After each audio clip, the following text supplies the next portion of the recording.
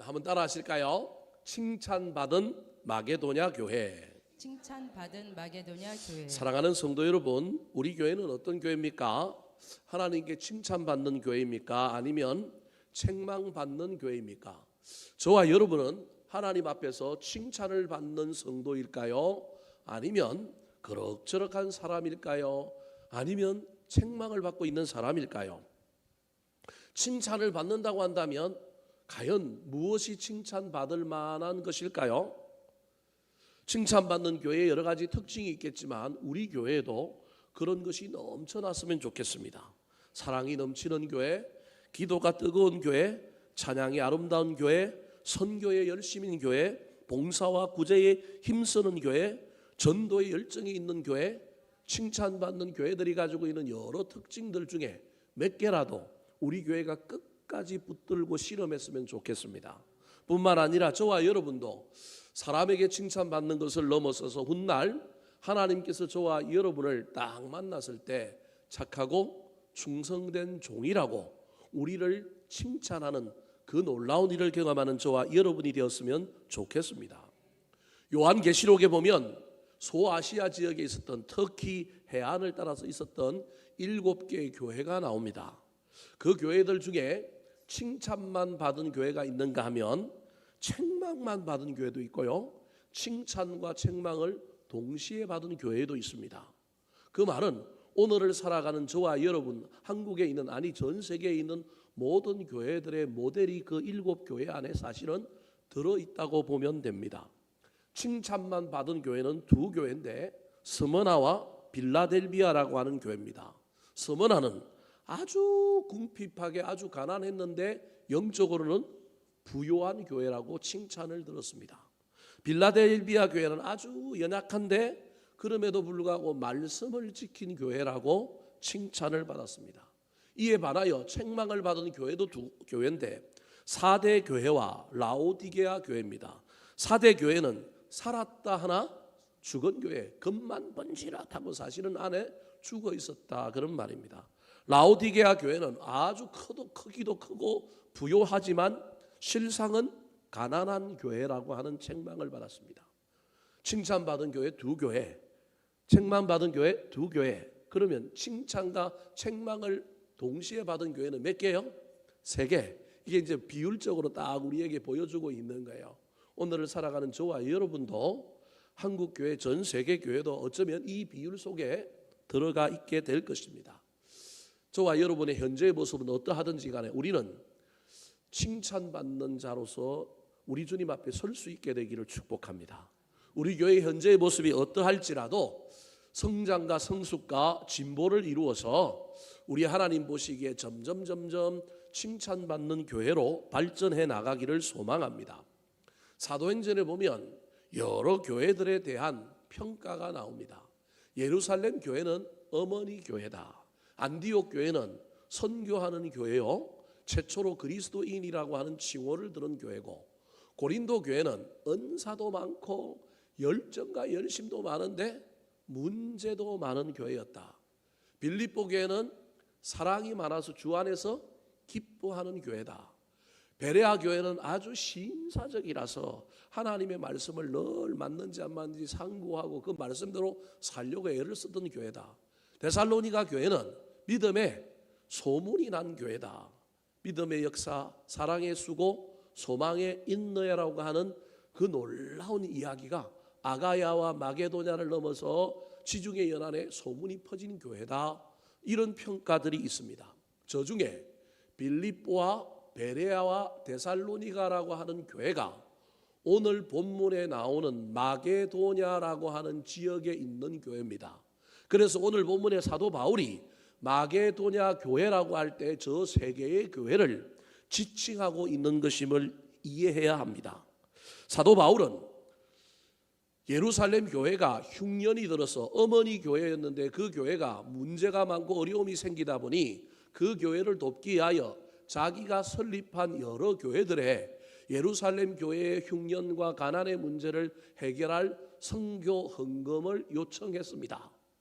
그때 선교 헌금 요청에 가장 앞장섰던 교회가 아까 얘기했던 빌립보, 그리고 베레아, 데살로니가 지역에 있는 세 교회, 마게도냐 교회에 있는 세 교회였습니다.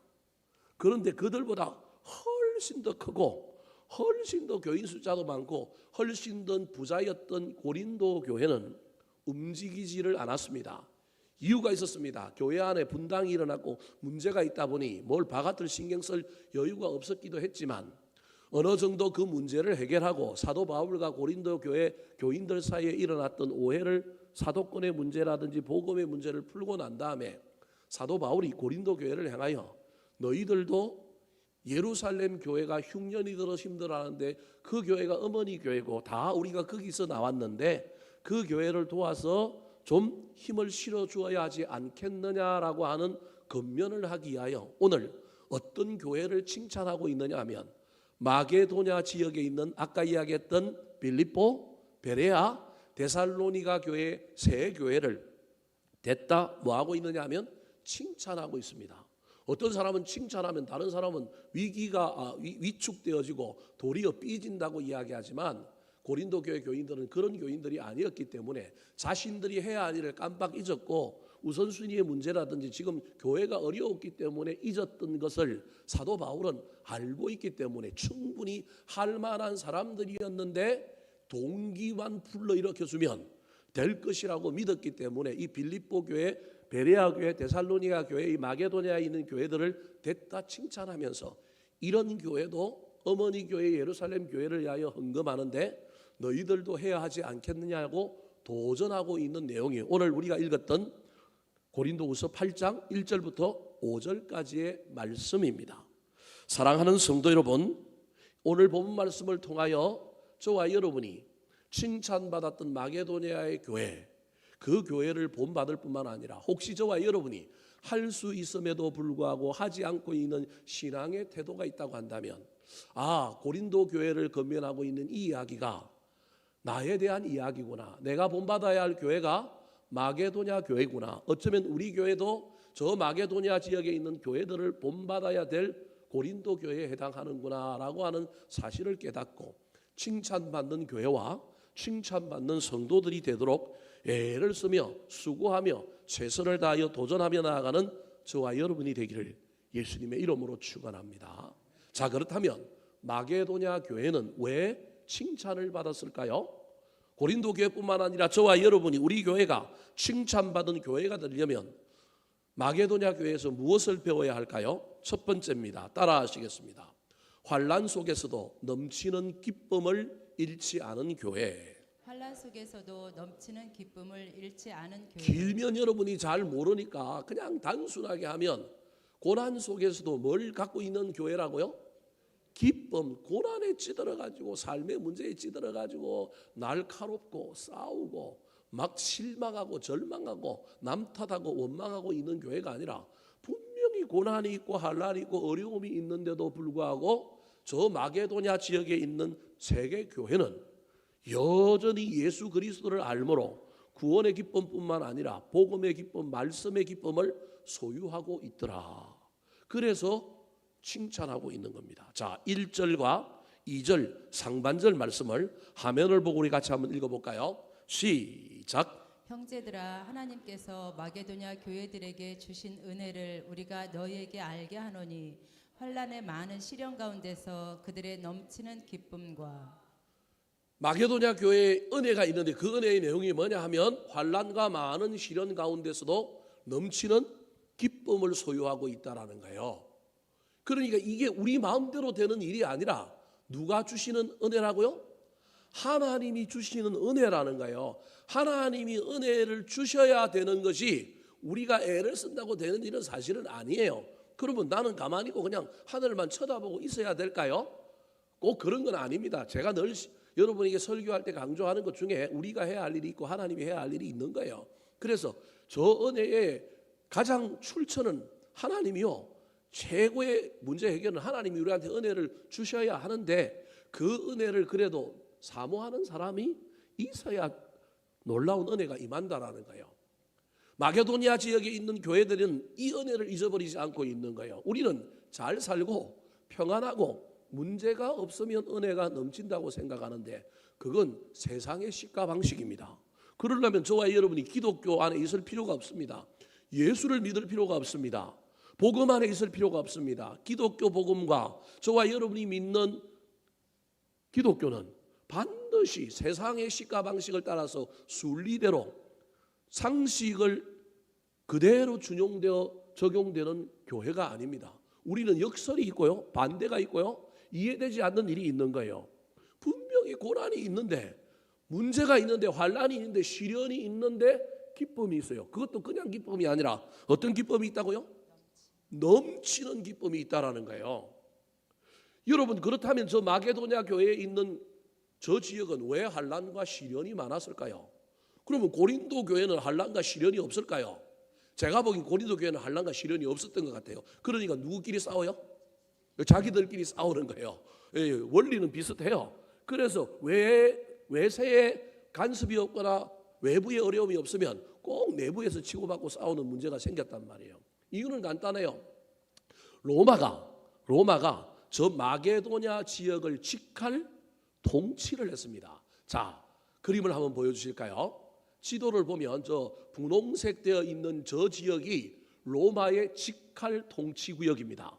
저 이탈리아라고 되어 있는 저기가 로마가 분홍색이잖아요. 그러니까 로마가 퇴역 군인들, 로마가 정복하고 공로를 많이 준 로마 시민들을 옮겨가서 살게 한 도시가 어디냐면 직할지대인 거예요.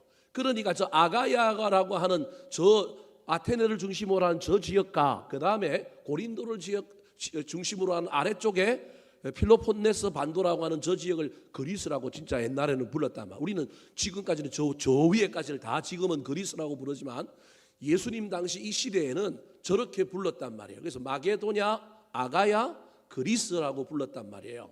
근데 저 마게도냐 지역은 로마가 직할을 통치하였기 때문에 직할 통치하는 도시는 어떻게 운영되느냐 하면 노예들이나 일반 사람들의 좀 직설적으로 얘기하면 고혈을 빨아서 진행되는 거예요. 이 사회가. 그러니까 세금이 로마 시민들은 안 내고 누가 다 내는 거예요?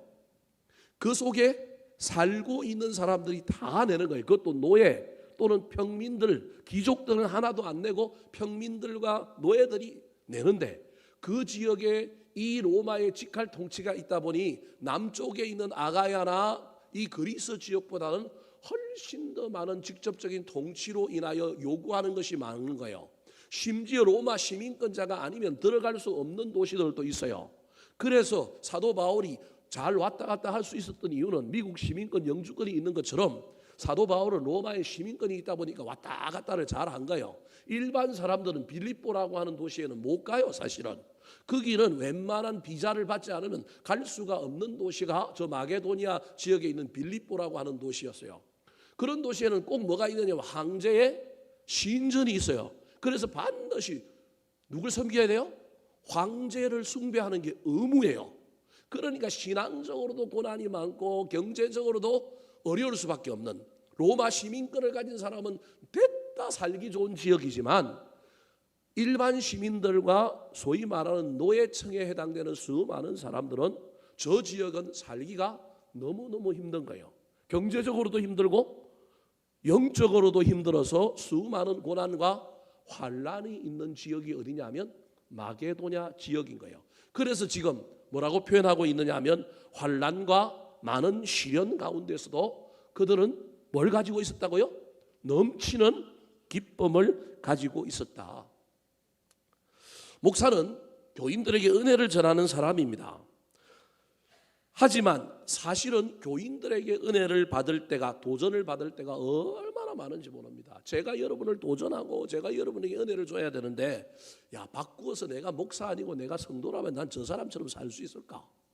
하나님이 내 믿음이 부족하니 그래도 목사해야 신앙을 지킬 것 같고 좀 뭔가 좀 바로 설 것 같으니까 나를 목사시키지 않았을까? 저는 그런 생각을 많이 합니다.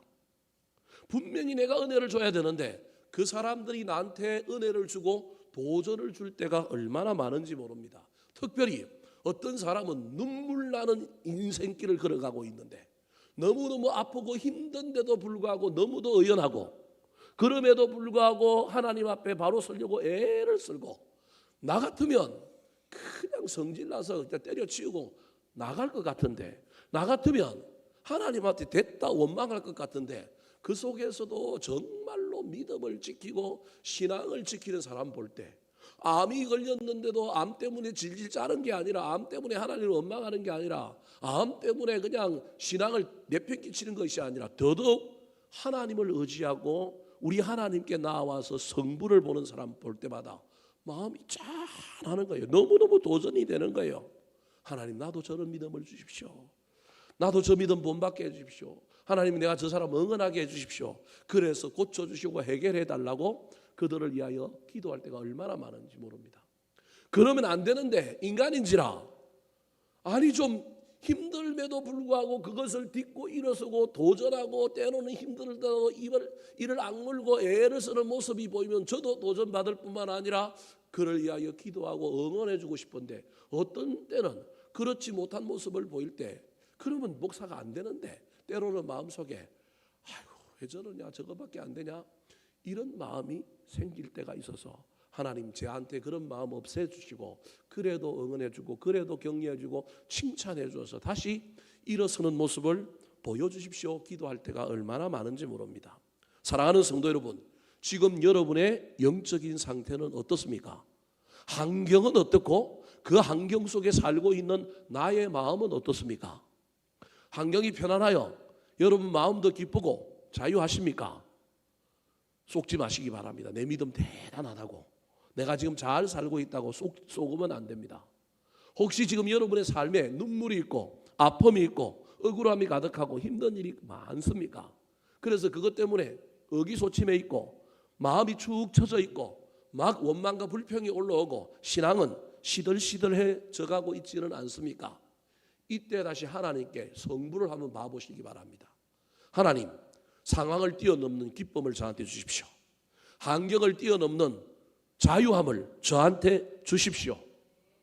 하나님, 제가 용을 써도 제가 애를 써도 잘 안 됩니다. 주님이 은혜를 주셔야만이 되겠사오니 저도 열심을 보태며 나갈 테니 하나님, 상황을 뛰어넘는 믿음을 소유한 자 될 수 있도록, 상황에 얽매이지 않고 상황 속에서도 의연하고 신앙의 기상과 가치를 드러내는 아름다운 신앙 인생 될 수 있도록 하나님 나를 위로하여 주시고 은혜를 주셔서, 사람들이 저 인간 참 이상하네, 저렇게 힘든데도 저렇게 웃네, 저렇게 힘든데도 지치지가 않네, 아이고 저렇게 힘든데도 저렇게 열심히네, 사람들마저도 나의 모습을 보고 놀라는 일이 저와 여러분에게 일어나야 하지 않겠습니까? 고린도 교회를 향하여 마게도냐 교회가 가지고 있는 고난 속에서도 있는 이 기쁨을 너희들도 좀 가져라, 이게 신앙의 본질이다라고 말하고 있는 것입니다. 인간이기 때문에 상황과 환경, 사람과 때로는 수많은 변화 속에 우리의 감정은 왔다 갔다 합니다. 그럼에도 불구하고 한 감정에 너무 오래 있지 마시고 자꾸 회복하여 구원의 감격, 구원의 기쁨 때문에 현실을 때로는 잊을 수 있었으면 좋겠습니다. 때로는 현실을 넘어갈 수 있었으면 좋겠습니다. 미래를 소망하고 달려가는 저와 여러분 되기를 예수님의 이름으로 축원합니다. 두 번째, 사도 바울이 마게도냐 교회에 대하여 무엇을 칭찬했을까요? 고린도 교회를 향하여 마게도냐 교회의 어떤 점을 본받으라고 이야기하고 있을까요? 따라하시겠습니다. 극한 가난 속에도 풍성한 연보가 넘치는 교회. 극한 가난 속에도 풍성한 연보가 넘치는 교회. 첫 번째로는 기쁨이 넘치는 교회라고 한다면, 두 번째는 뭐가 넘치느냐 하면 연보가 넘치는 교회가 마게도냐 교회였습니다. 옛날에는 헌금을 연보라고 불렀습니다. 한자어로 하면 연보는 버릴 연자에 도울 보자입니다. 버리다라는 얘기가 아니라 내어보내다, 그런 말입니다. 자기 재물을 내어보내어 남을 도와준다라고 하는 의미가 연보였습니다. 그런데 우리나라가 저걸 쓰다가 어느 날 우리 기독교 내에서 용어를 바꾸면서 연보라는 말을 안 씁니다. 저건 인간의 의지로 내가 누군가를 돕는 자선이라고 하는 의미가 너무 강한 거예요. 그래서 연보가 아니라 뭐라고요? 헌금이라고 바꾸어서 지금까지 오고 있는 겁니다. 왜 헌금이냐면 내 헌신의 금전인 거예요. 제가 조금 이따가 헌금에 대한 이야기를 좀 할 텐데요. 사실은 오늘 본문은 사도 바울이 헌금 설교한 거예요. 사도 바울도 헌금 설교하는데 오늘날 헌금 설교하면 교인들이 다 떠나고요. 헌금에 대한 이야기만 하면 막 잘못됐다고 이야기하는 사람들이 들어 있는데요. 성경의 대표적인 헌금 설교가 오늘 본문의 내용이에요. 사실은 사도 바울도 헌금 설교를 했다니까요. 조금 전에도 설명했던 것처럼 마게도니아 지역에 있는 교회는 로마의 직할 통치를 받다 보니 예수를 믿었던 사람들이 귀족도 있고 평민도 있었지만 저 시대의 대부분의 예수를 믿었던 사람들은 주로 어디서부터 믿었느냐 하면 노예 계층에서부터 믿었습니다. 왜냐하면 복음은 희망의 복음이거든요. 그래서 낮은 데 있는 사람들이 예수 그리스도를 통하여 희망을 얻는 거예요. 그래서 복음은요, 희망이 있는 거예요. 그래서 수많은 계층에 복음이 전해질 때 어디서부터 전해지냐면 아래로부터 위로 전해지는 거예요. 하층에서부터 위로 올라가는 거예요. 사실은 이 복음의 역사가 그런 역사예요. 그래서 수많은 성경 속에서도 신약 성경에 보면 특별히 골로새서라고 하는 성경에 보면 뭐라고 얘기해요? 상전들아, 종들아 얘기하면서 종들이 상전들에게 어떻게 대해야 될지, 종을 두고 있는 상전 그리스도인들은 어떻게 해야 될지에 대한 이야기를 쭉 이야기하잖아요. 특별히 종들을 향하여 너희들이 상전 대하기를 누구 대하듯 하라고요? 죽게 하듯 하라는 거예요. 근데 오늘날 상전을 죽게 하듯 하는 건 좀 쉬운데 옛날 상전은 그렇지가 않았어요. 옛날 상전은 무자비했고요.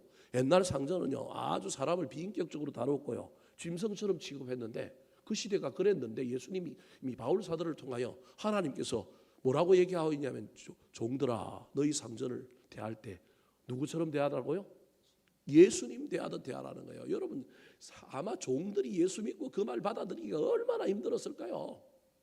그럼에도 불구하고 복음은 하층민들에게 엄청나게 인기가 있었습니다. 그들이 예수를 많이 믿은 거예요. 그러니까 마게도냐 지역에 있는 교회에 귀족도 있고 로마 시민권도 있고 시민권자도 있고 평민도 있었지만 빌립보, 베레아, 데살로니가 교회에 수많은 교인들의 주종을 이루고 있는 사람들은 노예 계층의 사람들이 훨씬 더 많았을 거예요.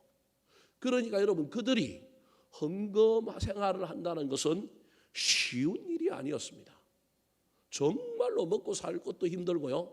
핍박도 심하고 떼가는 것도 많은데 헌금까지 강조한다고 한다면 오늘날 치면 아마 교회가 뒤집어질 겁니다. 아마 교인들이 시험 들기 십상일 겁니다. 그런데 신기하게도 이 교회가 이 베레아, 빌립보, 데살로니가 교회가 그런 사람들로 이루어졌을 가능성이 많음에도 불구하고 그래서 극심한 가난이 있는데 극한 가난이 있다고 이야기하는 거예요. 자, 2절 하반절부터 4절까지의 말씀을 우리 화면을 보고 한번 읽어볼까요? 자, 시작. 극한 가난이 저희로 풍성한 연보를 넘치도록 하게 하였느니라.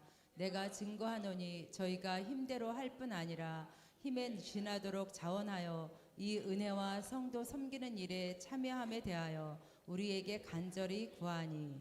여러분 저게 기독교의 역설이요 기독교의 신비입니다. 오늘날 한국교회가 이런 신비를 많이 잃어가고 이런 역설이 없기 때문에 세상과 똑같아져서 매력이 없는 거예요. 기독교는 역설의 종교입니다. 극히 가난한데 연보는 어떻게 하다고요? 풍성하대요. 저 말이 안 되잖아요. 전부 노예들이고 너무너무 가난이 심하고 너무너무 환난과 시련이 심한데 연보가 어떻게 했다고요? 풍성했대요.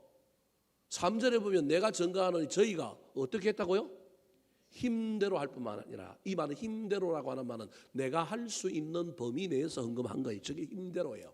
그런데 그뿐만 아니라 힘대로 안 하는 사람도 있지만 힘대로 한 사람도 있고 더 많은 사람들이 힘대로 할 뿐만 아니라 더 나아가서 어떻게 했다고요? 힘에 지나도록 한 거예요. 뿐만 아니라 어떻게 했다고요? 자원하여 했다라는 거예요. 4절에 보면 저 자원함을 또 설명하는데 이 은혜와 성도 섬기는 일에 참여함에 대하여 우리에게 간절히 뭐하니?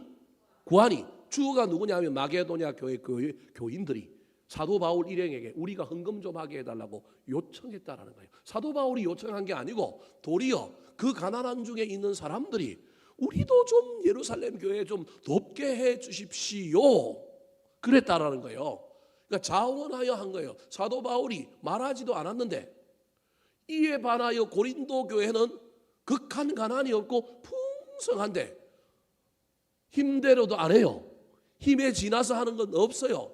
자원하지 않아서 이제는 사도 바울이 뭐라고 하고 있는가요? 건면하는 거예요. 무슨 설교하고 있는 거예요? 헌금 설교하고 있는 거예요. 사랑하는 성도 여러분, 오늘은 헌금에 대한 이야기는 아니지만 이 속에서 저와 여러분이 잘 기억해야 됩니다. 만몬은 돈은 신입니다. 오늘날 현대의 종교의 가장 큰 대적은, 기독교의 가장 큰 대적은 돈입니다. 돈. 목사인 저도 돈에 흔들리고요, 교회도 돈에 흔들리고요, 전부 모든 신앙인들이 돈 앞에 자유하지 못하여 신앙의 문제가 왔다 갔다 합니다. 그래서 돈 문제는 가능하면 좀 뒤로 제껴놓고 다른 문제를 가지고 신앙생활을 자꾸 해결하려고 합니다. 그런데 신앙의 문제의 본질로 들어가면 들어갈수록 돈 문제는 제쳐놓고 말할 수 없습니다. 여러분이 기분이 나쁠 수 있지만 반드시 이 이야기는 하고 가야 합니다. 헌금은 신앙생활의 바로미터입니다. 헌금은 신앙생활의 증거입니다. 이걸 잊어버리면 안 됩니다. 여러분 잘 기억하셔야 됩니다. 오늘 본문에 이걸 가장 잘 보여주는 교인이 누구냐 하면 마게도냐 교회 교인인 거예요.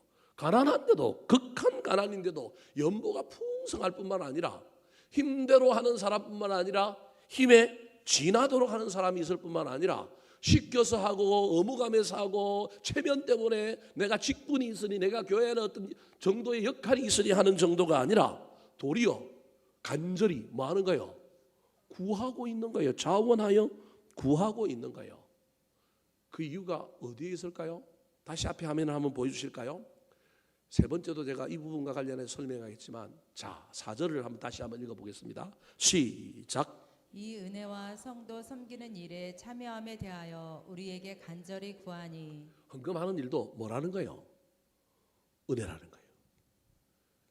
여러분 우리는 은혜는 자꾸 하늘로부터 뭐가 내려오고 내가 뭘 받는 걸 은혜라고 얘기하는데요, 성경이 지금 은혜를 뭐라고 얘기하느냐 하면 헌금하는 게, 헌금이 뭐라고요? 은혜라는 거예요. 뒤집어 보면 조금 더 들어가면 헌금은 뭐 받은 사람이 하는 거라고요? 은혜가 없는 사람이 억지로 체면 때문에 상황 때문에 헌금하면요 시들시들하고 시험이 드는 거예요. 이게 은혜의 문제가 아직 헌금의 문제, 내 인생에 가장 중요하게 여기는 문제까지 은혜가 안 들어온 거예요. 은혜의 깊이가 아주 얇아서 정말로 건드려야 될 문제, 중심에 있는 문제를 건드려야 되는데 이걸 못 건드리는 거예요. 이 돈의 문제를 잘 해결하지 않는 사람은 은혜가 깊지 않은 사람이에요. 탐심 앞에 여전히 우리 은혜는 그냥 꼼짝을 못하고 멱을 못 추고 있는 거예요. 우리의 믿음은 못 추고 있는 거예요. 믿음이 없다고까지는 할 수 없지만 믿음이 있지만 가장 핵심적인 문제는 못 건드린 거예요. 그래서 여러분 저 고린도 교회 교인들과 달리 저 마게도냐에 있는 교인들은요 지금 가난할 때 이 훈련이 잘 됐기 때문에 나중에 부요해도 이 물질의 문제에서 자유하고 여전히 더 잘 될 가능성이 있어요. 그런데 사이즈가 커져버리면 이 훈련을 잘 받지 못하면 될까요? 안 될까요? 안 되는 거예요. 어려서부터 헌금 훈련을 잘 받은 사람이 처음에는 이유도 모르고 하라고 그러니까 억지로 했어요. 우리 애들도 그러고요. 대부분의 자녀들이 그러잖아요. 하라고 하니까 억지로 해요.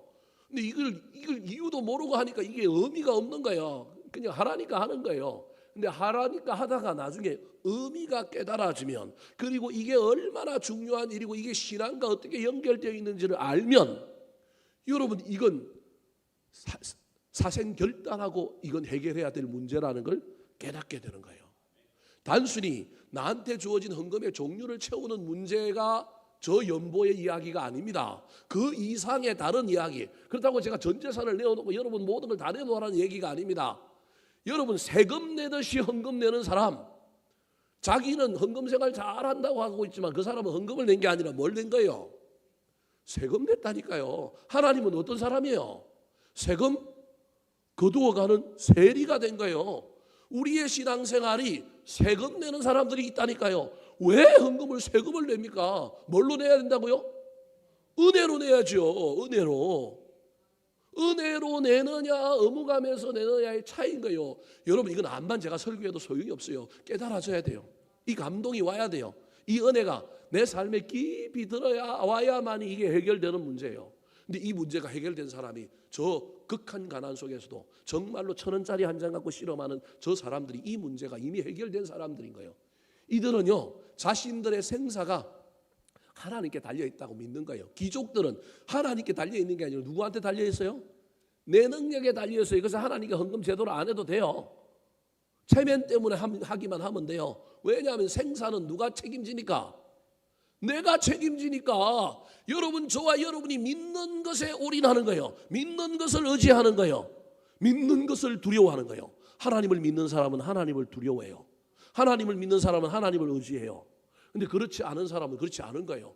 헌금이 은혜로 하는 사람은 나의 생사가 나의 모든 일이 누구한테 걸려있다고 믿느냐 하면 하나님께 걸려있다고 믿는 거예요. 이거 해도 안 아까운 거예요. 이거 해도 죽어요 안 죽어요? 안 죽어요. 근데 이게 경험되어져야 되거든요. 이게 경험 안 되면요 나중에 11조 못해요. 이거 떼어놓고 나면 어떻게 될 것 같아요?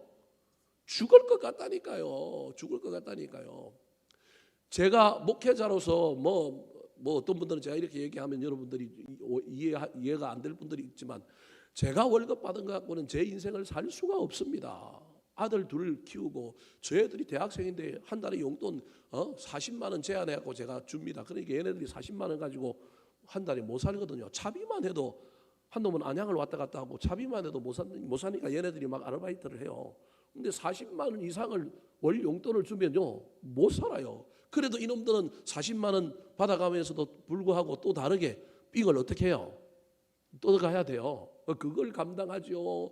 교회 헌금하지요. 또 외부에 내보내는 돈이 있죠. 우리 집에 살림 있죠. 못 살아요. 제가 여러분에게 지금 투정하는 거 아니면 오해하지 말고 들으십시오.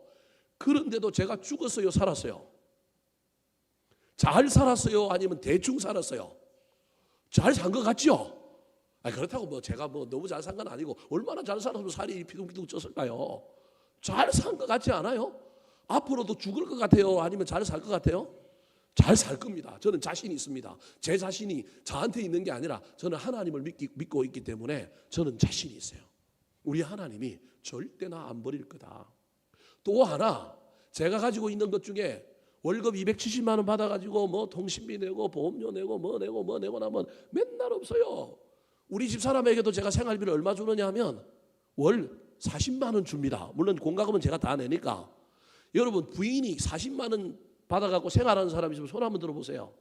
근데 우리 집 사람은 이 이야기하면 우리 집 사람 집에 가면 또 혼났다 또 이야기했다고. 40만 원 받아갖고 우리 집 사람이 사는데요 맨날 나하고 해마다 나하고 싸웁니다. 더 달라 나는 못 준다. 줄 게 있다 없다? 없다. 우리 집 사람도 몇 번 이야기하다가 자기도 알거든요. 줄 게 없거든요. 40만 원 갖고 우리 집 사람 못 사는 것 같아요? 잘 사는 것 같아요?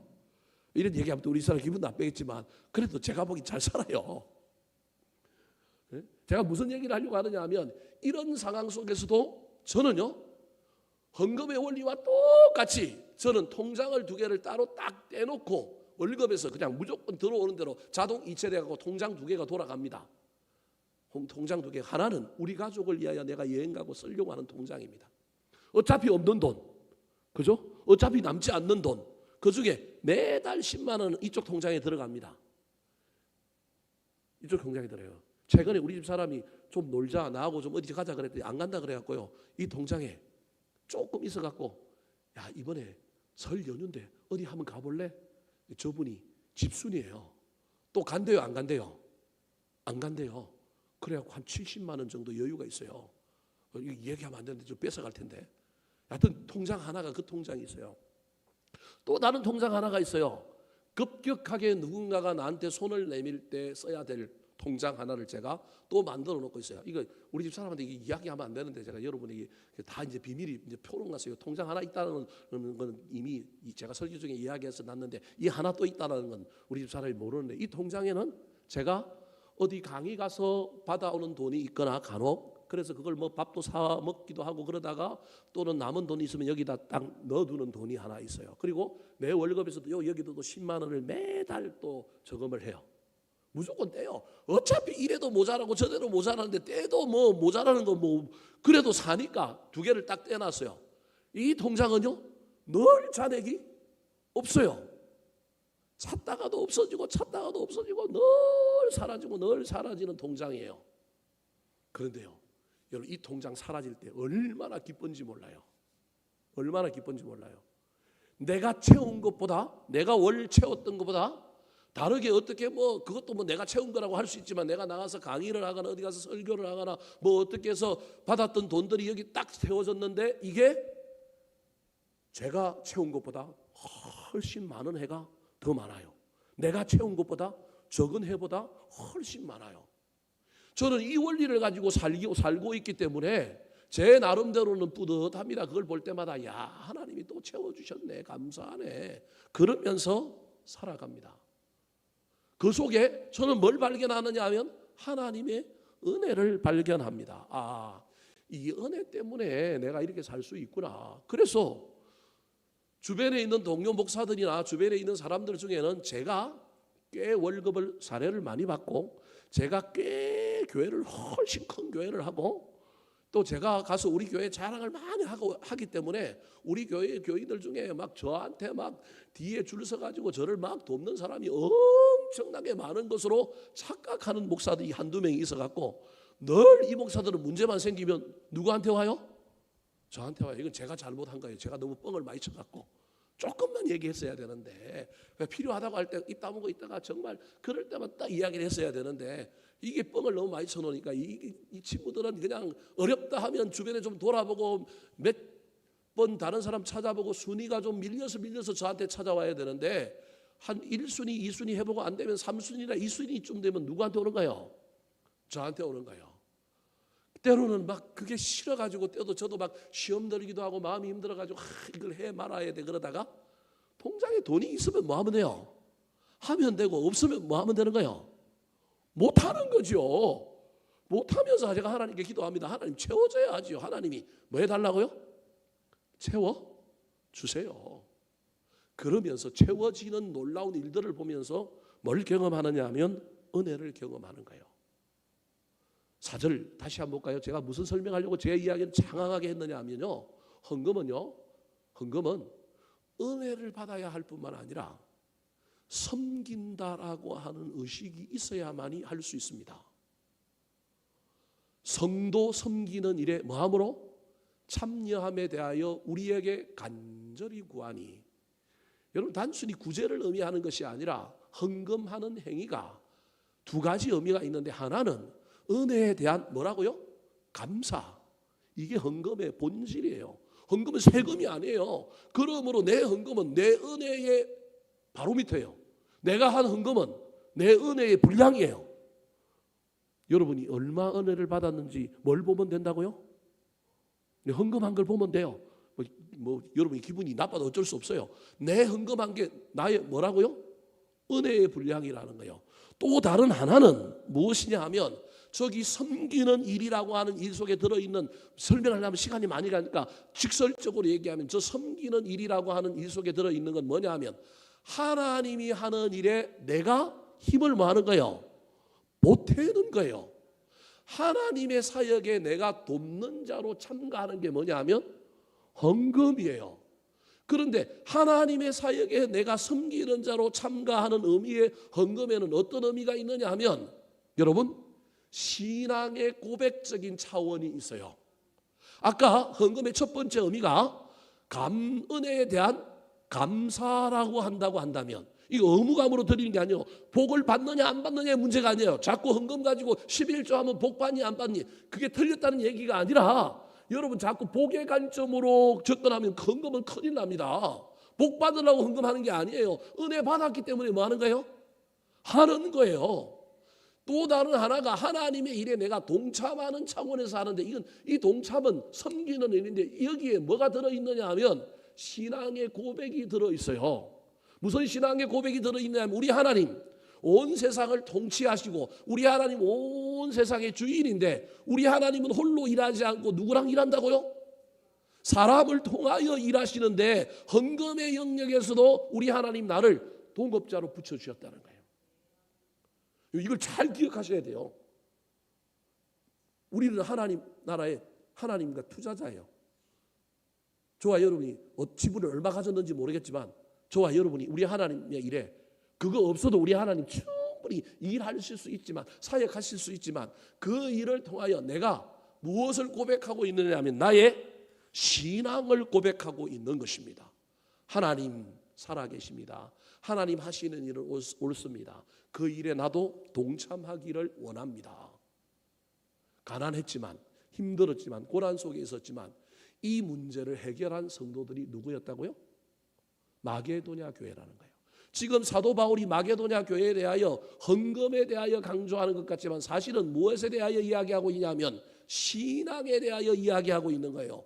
고린도 교회 교인들을 향하여 너희들 예루살렘 교회 흉년 들었는데 헌금 좀 보내라라고 이야기하지만 헌금이 목적이 아니라 헌금하는 일을 통하여 그들의 신앙이 달라지기를 원하는 거예요. 헌금을 자꾸 헌금으로 이해하지 말고 돈의 문제로 이해하지 말고 여러분 헌금을 복받는 수단으로만 이해하지 마시기 바랍니다. 헌금에는 우리의 신앙의 고백이 담겨 있습니다. 헌금은 내가 받은 은혜의 분량입니다. 그것을 반드시 기억하여 저와 여러분이 돈 문제에 넘어지지 아니하였으면 좋겠습니다.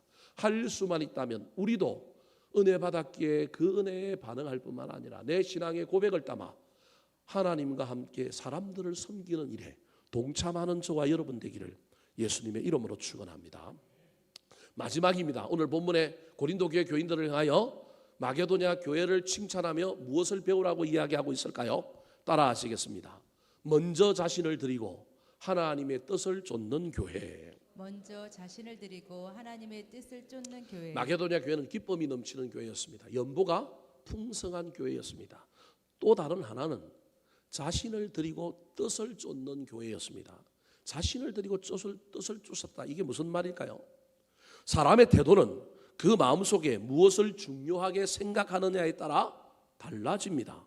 마음속에 예수님을 주인으로 모셨으면 모든 일에 예수님이 최우선순위가 될 것입니다. 그러나 자신이 주인으로 앉아 있으면 모든 일의 최우선순위는 내 생각, 내 판단, 나의 편리함, 나의 취향, 나의 스타일입니다. 지금 여러분들의 마음 보좌에는 누가 앉아 있습니까?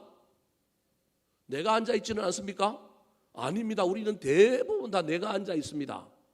내가 앉아 있는 걸 어떤 사건, 어떤 문제 앞에 나 자신을 하나님께 어떻게 하라고요?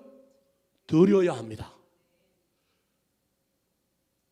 자리가 바뀌어서 예수님께서 늘 에녹처럼 우리 가운데 앉아 있어서 주인이 바뀌었다면 괜찮은데 우리가 그러기가 쉽지 않아서 자주 이 주인이 바뀌어서 주인의 자리에 내가 앉아 있는 걸 깨달을 때마다 먼저 자신을 하나님께 뭐 한다고요?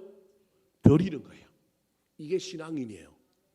먼저 하나님을 드리는 거예요. 다르게 얘기하면 그걸 비운다라는 거예요. 나 자신을 드렸다라고 하는 말은 나를 비웠다라는, 비워야 올 거 아니에요. 비워야 주님이 들어오실 거 아니에요. 비웠다라는 거예요. 그럼 비우고 난 다음에 채워야 되는데 뭘 채우는 거예요? 하나님의 뜻을 채우는 거예요. 헌금에 대한 이야기를 하면서 지금 사도 바울이 뭐라고 얘기하고 있느냐 하면 저 가난한 마게도냐 교회 교인들이 헌금할 수 있었던 이유는 살다 보니 욕심도 아니고 자신의 생계 문제 때문에 헌금하는 게 얼마나 어려운지 몰라. 그래서 자기를 보호하고 자기의 안전을 추구하려고 하는 자신이 자기 안에 들어가 있는데 이 사람들이 자기 자신을 뭐 했다고요? 하나님께 드렸어요. 나 자신을 하나님께 드렸다니까요. 드리고 나니까 하나님의 뜻이 깨달아졌다는 거예요. 그래도 안 죽는다. 그래도 나누어라. 그 뜻이 들려와서 그 뜻을 따라 쫓아 산 사람이 누구라고요? 마게도냐 교회 교인들이다. 너희들은 지금 너희 마음 중심에 누가 있느냐? 비웠느냐? 드렸느냐? 드린 자는 반드시 하나님의 뜻을 깨닫는데 하나님의 뜻이 깨달아졌느냐? 헌금의 문제 앞에 이 부분이 있다라는 거예요. 자, 5절 말씀 같이 한번 읽어볼까요? 5절입니다. 시작. 우리의 바라던 것뿐 아니라 저희가 먼저 자신을 주께 드리고 또 하나님 뜻을 쫓아 우리에게 주었도다.